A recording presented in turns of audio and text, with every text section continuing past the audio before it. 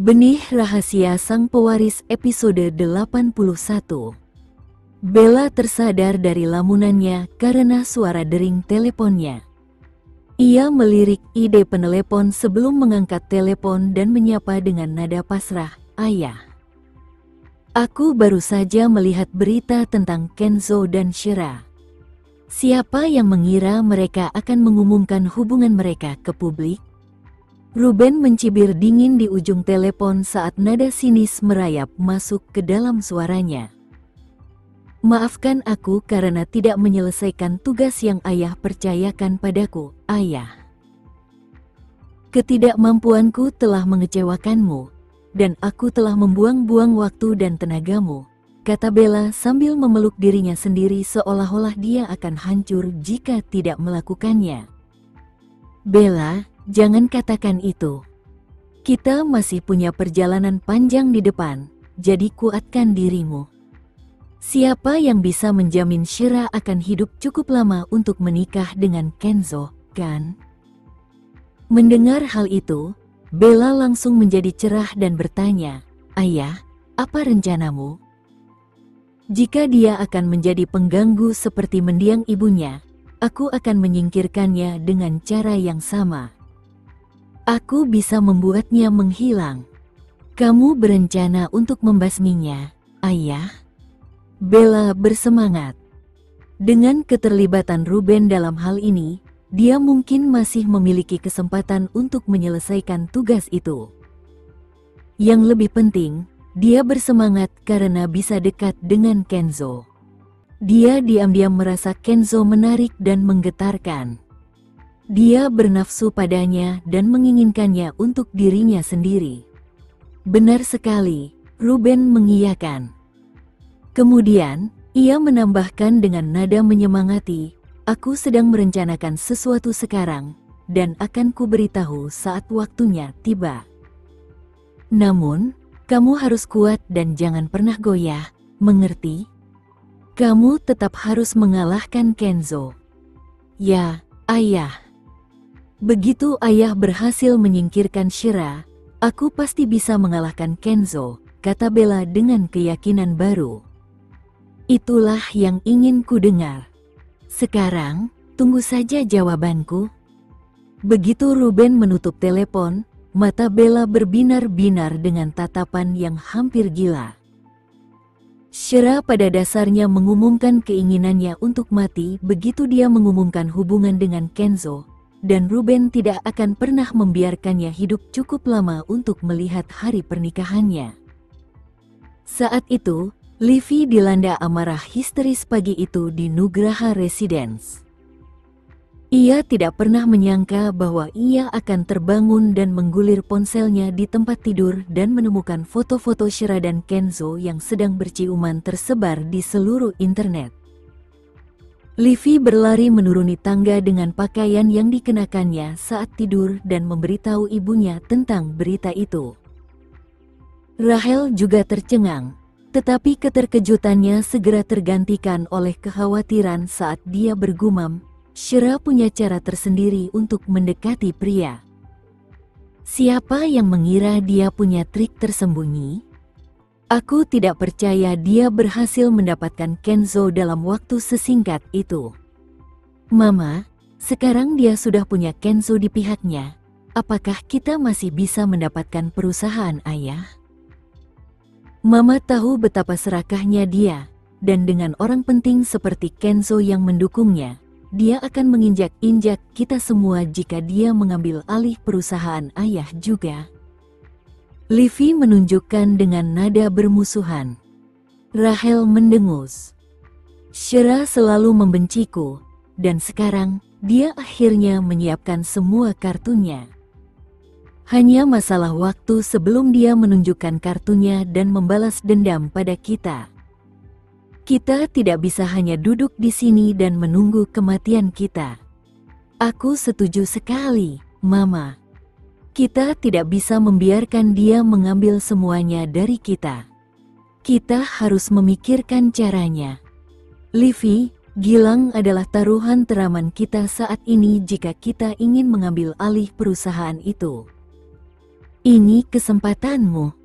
Aku yakin dia tidak akan menolakmu jika kamu mengajaknya makan malam bersama malam ini, usul Rahel. Sekaranglah saatnya baginya untuk menyerang, dan Gilang akan menjadi salah satu pion terpentingnya dalam permainan catur ini. Livy, di sisi lain, marah dan kesal karena ia dibebani dengan bawahan ayahnya sementara Shira bisa berkencan dengan pria tampan seperti Kenzo. Ia merasa ini tidak adil, tetapi ia tidak punya pilihan lain selain meneruskan rencana Rahel. Pada saat itu, dia teringat Nindya dan bertanya-tanya apakah dia sudah mendengar berita itu. Dia sudah lama bergantung pada keluarga Wiharja, dan dia juga sangat menyukai Kenzo. Aku yakin dia sedang marah sekarang. Livy tidak tahu bahwa Nindya telah pergi ke luar negeri untuk menjalani operasi plastik. Ini adalah rahasia yang ingin ditutup-tutupi Nindya, dan dia tidak mampu membiarkan siapapun tahu apa yang sedang dilakukannya. Ketika Livy kembali ke kamarnya setelah percakapannya dengan Rahel, dia menghubungi nomor Nindya, dan semakin jengkel ketika melihat sambungan teleponnya tidak bisa tersambung. Sementara itu, Nindya sedang memulihkan diri dari prosedur besar yang baru saja dijalaninya di Seoul. Obat biusnya belum hilang, dan saat itu ia masih tertidur. Ia tidak tahu berita buruk apa yang akan menyambutnya saat ia terbangun nanti. Dia telah melakukan banyak perubahan dan perbaikan pada wajahnya yang membuatnya menderita sakit tak tertahankan. Tetapi pria yang sangat dicintainya telah mengumumkan hubungannya dengan seorang wanita yang merupakan musuh bebuyutannya. Di Amor, mobil Kenzo memasuki tempat parkir bawah tanah, dan Shira membuka pintu untuk turun dari mobil saat mobil itu berhenti. Namun, Shira baru saja keluar ketika pria di sebelahnya berkata dengan nada masam, "Aku cukup bagus untuk difoto paparazzi bersamamu, tetapi tidak cukup bagus untuk muncul di tempat kerja bersamamu, ya." Shira menghentikan langkahnya, dan tiba-tiba menyadari sesuatu saat dia berkata, "Maaf, aku lupa soal itu." Kenzo mendesah, karena ia tidak yakin apa yang harus dilakukan terhadapnya. Ia tidak percaya bahwa seseorang yang menganggap pekerjaan dan kehidupannya begitu serius akan memperlakukan hubungan mereka dengan sangat longgar. Kenzo menghampirinya dan meraih tangannya. Lalu, dia menuntunnya ke lift tanpa sepatah kata pun. Entah mengapa, hati Shira terasa seperti digantung di atas seutas tali, siap terjun bebas ke perutnya kapan saja. Ia belum terbiasa dengan pertunjukan kasih sayang di depan umum seperti itu dengan pria ini. Benar saja, saat dia tiba di departemen desain, para karyawan yang berlama-lama di luar lobi lift langsung melihat dia dan Kenzo bergandengan tangan. Wajahnya memerah dan menoleh pada Kenzo. "Aku akan pergi ke kantorku," kata Shira pelan. Setelah itu, dia berbalik dan berjalan memasuki kantor di bawah tatapan iri rekan-rekannya. "Hai, Shira. Selamat pagi, Shira. Kamu terlihat sangat cantik hari ini, Shira. Aku suka tasmu, Shira." Jalan menuju mejanya dipenuhi dengan pujian yang tak ada habisnya saat para gadis di kantor menyambutnya dengan antusiasme yang tak tertandingi. Tetapi dia memandang mereka dengan senyuman yang sama seperti hari-hari lainnya. Dia tidak pernah peduli tentang bagaimana orang lain memandangnya, dan dia tetap bersikap acuh tak acuh meskipun mereka melemparkan pujian kepadanya untuk membuatnya mendapat pujian. Tak lama kemudian, Rianita muncul di kantornya dan menopangkan lengannya di meja sambil menatap pakaian Shira dengan penuh arti. "Oh, seseorang tidak mengganti pakaiannya. Kurasa kamu bersenang-senang malam ini." Shira tersipu saat dia memohon, "Tolong jangan mengolok-olokku, Rianita." Mengetahui betapa malunya Shira saat membicarakan pria, Rianita berhenti menggodanya. Baiklah. Aku akan berhenti, tetapi aku akan tetap memberi selamat padamu karena telah mengantongi Presiden Wiharja. Lagi pula, foto-foto itu lebih dari cukup untuk membuat wanita cemburu. Shira merasa geli sekaligus malu. Foto-foto itu akan menjadi kutukan dalam hidupnya untuk sementara waktu. Setelah melihat ekspresi bingung di wajah wanita muda itu, Rianita berkata dengan nada menghibur, "Kita semua orang dewasa di sini, dan apapun yang kamu lakukan di foto-foto itu adalah hal yang wajar." Ada banyak pasangan muda di taman yang 2 kali lebih mesra dan seksi dari kalian berdua, dan satu-satunya perbedaan adalah kalian tertangkap oleh paparazzi. Aku tidak tahu ada pasangan muda di luar sana yang belum pernah melakukan semua hal mesra ini. Shira hampir mati karena malu saat dia membenamkan wajahnya di tangannya. Tetapi sekarang setelah semuanya terungkap, dia tidak punya pilihan lain selain menerima kenyataan. Tepat saat itu, teleponnya berdering. Ia mengangkatnya dan melihat ide penelepon, meringis ketika melihat nama Vano. Ia terlalu gugup untuk menjawab panggilannya. "Jawab saja," Rianita mendorong sebelum berjalan pergi untuk memberinya privasi. Shira menarik napas dalam-dalam dan mengangkat telepon. "Halo, Nona Nugraha yang cantik, jadi kamu benar-benar telah meninggalkanku demi sepupuku. Tolong berhenti menggodaku soal ini," pintanya dengan jengkel. Vano terkekeh. "Siapa yang mengira sepupuku yang seperti gunung es bisa begitu bergairah saat bersamamu?" "Vano," Shira memperingatkan. Baiklah, aku akan berhenti. Aku hanya menelepon untuk memberi selamat kepada kalian berdua, dan aku juga sangat bahagia untuk kalian berdua. Aku tidak akan membiarkan pria lain selain Kenzo bersama kalian, katanya dengan nada bercanda. "Terima kasih," katanya. Ucapan itu segera diikuti dengan ucapan panik. "Hei, kamu tidak menunjukkan foto-foto itu kepada Leon, kan?" "Foto-foto itu sedikit dewasa, jadi tentu saja aku tidak menunjukkannya kepadanya," jawabnya dengan tenang. Wajah Shira memerah. "Jangan pernah biarkan dia melihat foto-foto itu. Aku tahu, dan aku tidak akan melakukannya. Dia bilang dia ingin menginap di tempatku lagi, jadi aku akan menjemputnya sore ini dan membawanya pulang. Dengan begitu, kamu dan Kenzo bisa menikmati waktu berkualitas yang sangat layak." Shira merasa tidak enak karena membebani Vano dengan tugas mengasuh anak dan berkata, "Aku tidak ingin membebanimu, Vano." "Sama sekali tidak, Shira. Kamu tahu betapa aku memuja si kecil. Dia mencerahkan hariku seperti tidak ada orang lain." Vano sudah memperlakukan Leon seperti keponakannya sendiri. "Baiklah. Terima kasih atas tawarannya, Vano," kata Shira. Ia merasa telah meminta terlalu banyak darinya, tetapi tidak ada yang lebih penting daripada kebahagiaan Leon.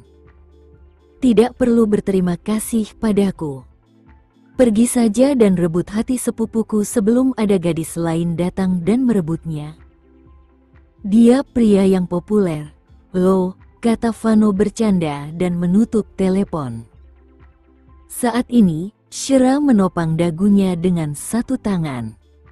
Ia tidak bisa fokus pada pekerjaannya, jadi ia memegang ponselnya dan menggulir foto-foto itu sebelum tersipu. Ia tahu bahwa ini adalah foto candid, tetapi ia masih tidak percaya bahwa Kenzo terlihat tampan dari setiap sudut, dan ia gugup melihat wajahnya berseri-seri saat mereka berciuman.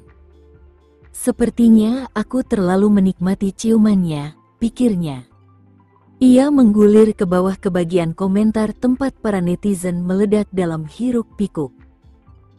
Tak diragukan lagi, Ia telah menjadi objek kecemburuan semua orang saat para wanita yang patah hati mengumumkan bahwa mereka ingin mati setelah melihat berita tersebut. Beberapa bahkan sampai menyebut Kenzo sebagai suami mereka, meskipun itu lebih lucu daripada apapun. Aku tidak tahu dia punya puluhan ribu pengagum, Shira merenung. Ia tertawa terbahak-bahak saat memikirkan hal itu. Hidupnya tidak akan berarti jika ia tidak bisa menghargai humor dari situasi ini. Saat siang tiba, Kenzo meneleponnya dan menyarankan agar mereka pergi makan siang. Shira tidak menolaknya, dan mereka berdua menuju restoran di sebelah Wiharja Corporation. Setelah makan siang, Kenzo menawarkan diri untuk mengajaknya berkeliling Wiharja Corporation dan kantornya. Karena ia sedang tidak ingin bekerja, ia pun memutuskan untuk ikut dengannya. Ia mendapati dirinya berdiri di gedung perusahaan, yang merupakan bangunan penting di pusat bisnis Jakarta. Bangunan itu juga dikenal sebagai gedung terpenting di area tersebut. Ini adalah pertama kalinya Shira mampir ke kantor Kenzo di Wiharja Corporation. Seperti yang diharapkan, kantor itu menawarkan pemandangan cakrawala yang menakjubkan dan dekorasi yang maskulin. Itu memberi ilusi bahwa kantor itu dibangun di atas awan, padahal sebenarnya itu hanyalah puncak gedung pencakar langit. Dia merasa bahwa di sini akan tetap cerah dan terang meskipun ada badai yang melanda kota itu. "Kamu suka pemandangannya?" gumam Kenzo sambil melingkarkan lengannya di pinggang wanita itu dari belakang. Shira mengangguk dan berkata lembut, "Iya. Kamu bisa mampir kapan saja untuk minum kopi dan menikmati pemandangan," ujarnya dengan suara serak. Shira merasakan sesuatu yang kering dan dingin menempel di belakang telinganya. Pria itu menciumnya di sana, dan Shira dengan cepat menjauh darinya sambil menggerutu. "Apakah kamu punya kebiasaan mencium orang di waktu yang tidak terduga?" Kenzo menegakkan tubuh dan menatapnya dengan serius sambil mengoreksi, "Tidak, aku hanya punya kebiasaan menciummu, entah secara acak atau tidak." Hal itu membuat jantung Shira berdebar kencang, tetapi pada saat itu, dia mendengar telepon Kenzo berdering dan berkata, "Jawab panggilannya." Kenzo kembali ke meja dan mengambil ponselnya. "Itu dari nenek. Dia mungkin melihat foto-foto itu," katanya.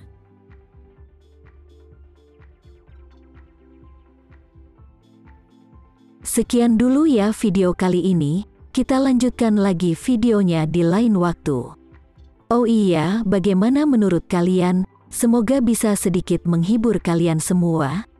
Untuk teman-teman yang baru nonton, jangan lupa subscribe ya, hehehe. Dan kalau teman-teman ada yang ingin gabung langganan, bisa langsung gabung saja untuk dapat fitur yang menarik dan sedikit membantu Mimin. Terima kasih banyak sudah menonton, sampai jumpa lagi, bye.